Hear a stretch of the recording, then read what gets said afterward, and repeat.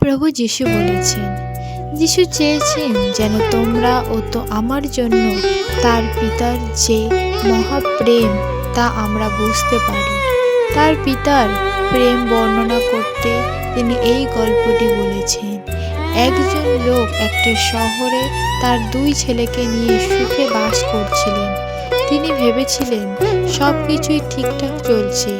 একদিন ছেলেদের মধ্যে অবাধ্য একজন এসে তাকে বলল, এ বাড়ি আমার ভালো লাগে না, আমি নিজের মতন চলতে চাই এবং আমি চলে যাচ্ছি। আমাকে আমার উত্তরাধিকার সূত্রে প্রাপ্য অংশে দাও।